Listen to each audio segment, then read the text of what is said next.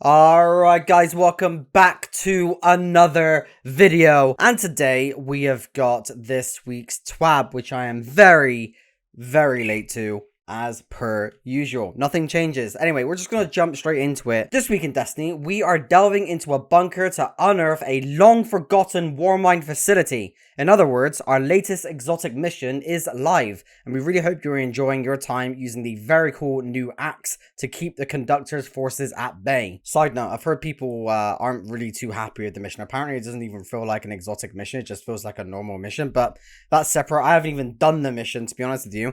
Alright, so we've got Go Play Heliostat.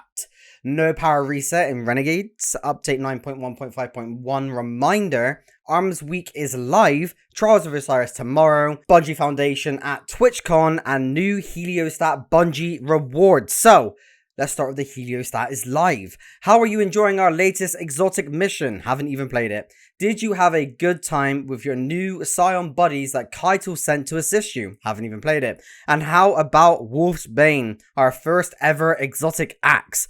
The first ever of its kind. Okay, that's twice now. Okay, it's very strong, and you can make it even stronger if you find all the secrets in the mission. Heliostat can be accessed through the portal. Your first completion will be locked at normal difficulty with fixed modifiers, and you will be rewarded with a power bump for all fire team members. After that, you can customize the experience and launch it from the Pinnacle Ops tab.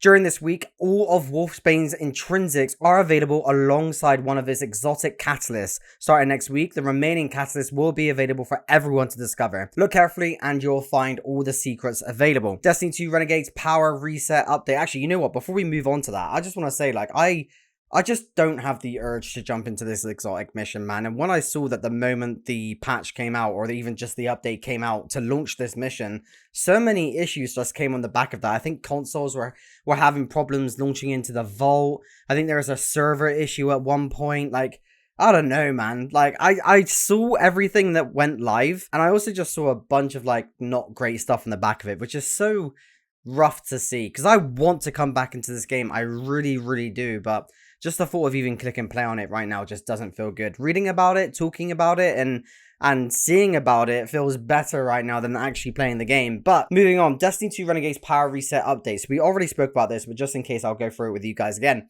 In keeping with our commitment to hear and act on player feedback, remove the portal, we have some major changes to announce to how seasonal power will carry over at the beginning of Season 28 and the launch of Destiny 2 Renegades. By the way, very quickly, I just said remove the portal. Not gonna happen. I'm saying that because I personally feel like that the portal was a bad addition to the game, but so much dev time went into that, they're not gonna remove it. So let's just get that out of our mind straight away. Seasonal power will carry over from Season 27. Tooltips will be updated to reflect the removal of the seasonal power reset. Unstable cores will also carry over. Since the announcement, we've seen some general questions about the power cap and unstable core economy. We have no plans to raise the power cap at this time. It will remain 550 throughout Renegades. Yes, that is so good. That is really good. That means that your time is actually valued a little bit better. That's really good. Our next priority for unstable cores is to revisit the economy and address player feedback around this currency. We plan to have more details in a future TWID, so stay tuned. In addition to this, we will be adding a power catch-up in Season 9.1.5.1 in October 14th to give new and returning players a boost to 300 power. As a reminder, we're also introducing a number of important adjustments to activity rewards and power climb in next week's update. Read on for a recap. That's actually huge, by the way, because the power boost, I believe, is a free of charge service, not a payable service, unlike, you know, what they're used to doing. So, portal and progression changes in update 9.1.5.1. Again, we've spoken about this already, but we're going to go through this just for anyone that hasn't seen it. As we outlined late last month, update 9.1.5.1 will include tuning adjustments to how players interact and progress in the portal. When this update goes live on October 14th, this will include bumps to power earned on rewards, reductions to the difficulty caps at higher difficulties, and the removal of activity power increases when adding challenge modifiers to custom activities. Here is a selection of some of the imminent changes. So, we're speeding up the power climb with more powerful drops in solo ops, fireteam ops, pinnacle ops. Almost every activity grade for each power range will see dramatic dramatic improvements. The extra bonus engram rewards you get on top of your completion prizes will now have the same power as engrams from the end of activity chest. Power adjustments have been removed from all challenge modifiers. Instead, players are capped in effective power within each difficulty tier. So what does that actually look like? So we've got normal difficulty delta cap is at 0, advanced is -10, expert -15, master -20, grandmaster -25, and ultimate is -30. Players will no longer have difficulty tiers auto-selected for them until they meet the power level of the activity. Since the vast majority of players will be at power level 300 going forward due to the catch-up chest, normal, advanced, and expert quick play nodes have been removed, as has the expert matchmaking tier from the direct launch, so that you can find players when you try to matchmake. The new node replacing those has been adjusted so that anyone from 10 to 399 can earn good rewards from it. Be sure to read the full twib, blah blah blah, if you want to know further. Kinda illegal shotgun mods. I've actually seen videos of these illegal shotguns that they're talking about, and it's actually really insane. The fact that these shotguns are actually firing, it feels like it's faster than 4 Horsemen, but you know, we'll leave that up to you guys. Arms Week is a periodic 1-week event recently introduced in the HFA, and it's live this week. It has its own event home where you'll be able to find your daily and weekly challenges that reward event tokens, a reward pass with weapons, reroll chips, and more, as well as an event shop where you can spend your tokens for even more rewards. With shotguns taking the spotlight in this iteration of Arms Week, the Trakinus Stasis Rapid Fire Shotgun is available for the second time ever. It's a new archetype for slug shotguns, and along with perks like proximity power and shield clip, it's worth having one around. Additionally, other legacy shotguns will be available to buy with event tokens. During this second Arms Week event, new mods will be available to earn after you visit Ada 1 in the shooting range and do some field work for her, including unstable shells, landing precision hits, or most of the pellet spread will attach we've actually read all of these. I'm not going to go through that again, but you guys get the idea. Hope you're having a good time earning some nice rolls and blasting enemies away with these broken mods. What's for trials this weekend? We were just checking with Saint 14, so we might as well share his plans with you. This weekend, the roadmap will be redacted. God, it's so annoying. Wow, I'm so hyped because it's redacted. Oh my god, what could it be, guys? Oh my god. Oh, fucking hell. And the future will be just kidding. Oh, yeah. Oh my god, this is...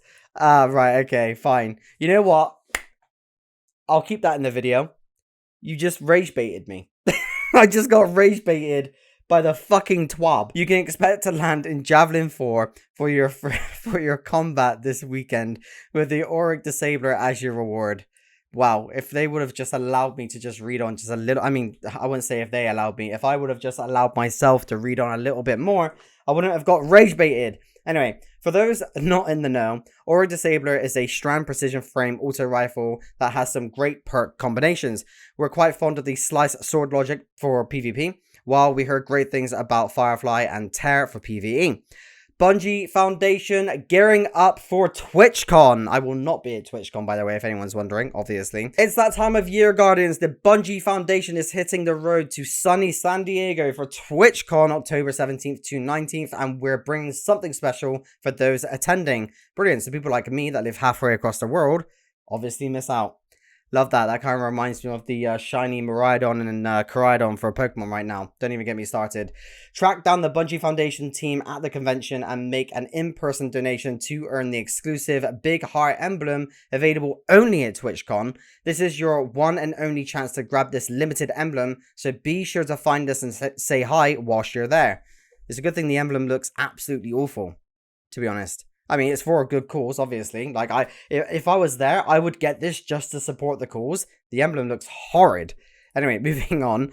Stay tuned to the Bungie Foundation socials for real-time hints on where we'll be posting up at the convention, and we just might have some extra surprises in store as well. We can't wait to link up in real life and do some good together. Stay classy, Guardians. All right, moving on. They go on to say, who said that you can't teach an old wolf new tricks? Complete mission Heliostat to earn the Bungie Rewards Wolfsbane hoodie. Oh, they're tempting me. I like a good hoodie. I really like a good hoodie. I've got the Trials hoodie behind me for Prophecy Dungeon. And just behind here, I've got the dungeon coat as well. I actually really like it. I do enjoy them. All right, by the 12th, 31st, 2025, 9:59 AM PDT to unlock the Bungie reward. That does look appealing, to be fair. It looks a little bit rugged, actually, now that I think about it. Yeah, I don't know. It's got a little bit of a fade to it. I'm not too sure I like that. Anyway, Damn. That, by the way, that is how quickly my opinion can change. I can go from, oh my god, that's sick, to, wait, hold on a second. That's actually not that great. Known issues list. Oh, we got a list now? They're no longer bullet points. There's that many issues in the game? Oh my god, this is more information than the actual TWAB. Okay. General, the vault from the inventory function is not working when using a controller. New competitive emblem for reaching Ascendant 3 is not visible in collections. Clan reward engrams cannot be claimed by players over the power of 500. Vortex grenades are pushing some enemies. Actually, I can't be bothered to read all of that. That is just so depressing. Oh my god. Alright, well, going on from there. That is sick. Oh my god, whoever made that, that is awesome. Boom shakalaka. There you go. Oh, at Mr. Hagen, that's really cool. Alright, so that's the TWAB over, folks. You are now free to go back and play a different game. Maybe gather your fire team together for another run of Heliostat, or go crazy with those limited time shotgun mods. It's not enough to bring me back, I'll be honest with you. Like, I don't know. This stuff just confuses the crap out of me, I'll be honest. Like, why do I want to get excited to play something that's not going to be in the game forever? So it's a temporary feeling. It's a temporary, like, I just don't get it. I don't get it. Like, I'm not going to get into it because I'll just rant. Or test how powerful Wolfsbane can be. Maybe you can give it a go on the epic version of the Desert Perpetual. One thing we know for real, you can't deny a weapon its purpose. So wreak havoc against the Vex collective consciousness with it. It has to be this way.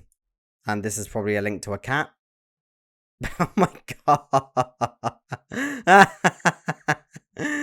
Oh shit, the Destiny 2 team. Yeah, wow, okay. Interesting. Very interesting. The best part about this entire TWAB is this. This has made me happy. I really, really like this. That looks so cool. It's so simplistic yet so effective. Alright, well, again, there's not really... Wait, hold on. Who knew holograms were in the shooting range could be... Wait, what? Is there sound? What do you mean?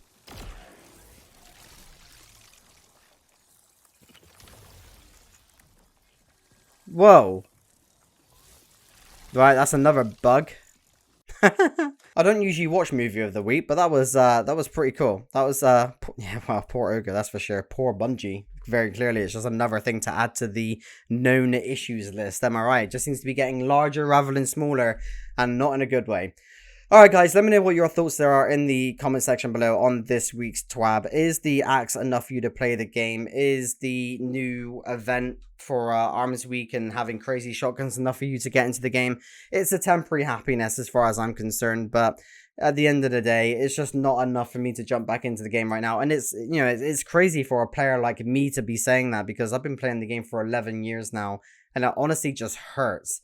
It really does. I just miss that Bungie Destiny feeling, and this just isn't giving me that. And you know, I don't want to talk too much about Renegades because that's not what this video is, but I'm actually really nervous for Renegades. I don't want Renegades to feel good just because it's based off Star Wars, and like, well, not based off Star Wars in terms of story, but you know, a homage to Star Wars, and it's only good because of that reason, because people enjoy Star Wars, you know what I mean? But I don't want that to be a thing. Oh, I love Star Wars. I love the way Star Wars looks, and I love lightsabers, therefore I love Renegades because it's that. Like, I want Renegades to be good because it's its own thing, good enough to be good. Not because it's a homage to Star Wars that people think is good already that makes Renegades good. Do you know what I mean? Anyway, I'm not going to go on a rant. This video has gone on for long enough. Let me know what your thoughts and opinions are in the comment section below. Follow me on Twitter if you haven't already. You can join the Discord server. That link is in the description below. And I will catch you in the next one. Guys, thank you so much for your time today. And take care.